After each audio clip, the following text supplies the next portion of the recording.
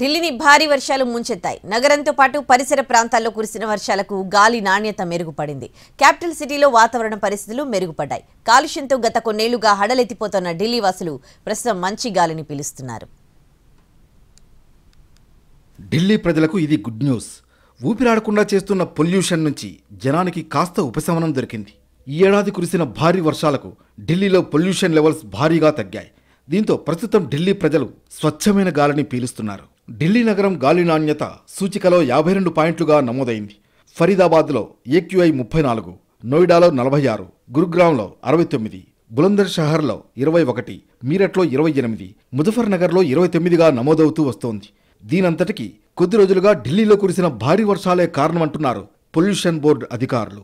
Record స్థాయిలో నమోదైన వర్షంతో ఢిల్లీతో పాటు పరిసర ప్రాంతాల్లోనూ పొల్యూషన్ తగ్గిపోయింది. అయితే ఢిల్లీలో గాలి నాణ్యత మెరుగుపడడం వెనుక చురుగ్గా కదులుతున్న రుతుపవనాల ద్రోణి కారణమని భావిస్తున్నారు అధికారులు. ఢిల్లీ NCR ప్రాంతాల్లో కుండపోతగా వర్షం పడింది. దీంతో గాలిలోని కాలుష్యం వర్షానికి కొట్టుకుపోయింది.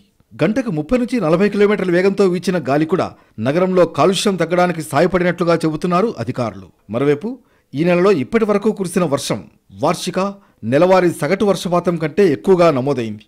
ఈ ఏడాది ఫిబ్రవరిలోనూ దేశ రాజధానిలో కాలుష్యం తగ్గుముఖం పట్టిందని సెంట్రల్ పొల్యూషన్ కంట్రోల్ బోర్డు వెల్లడించింది.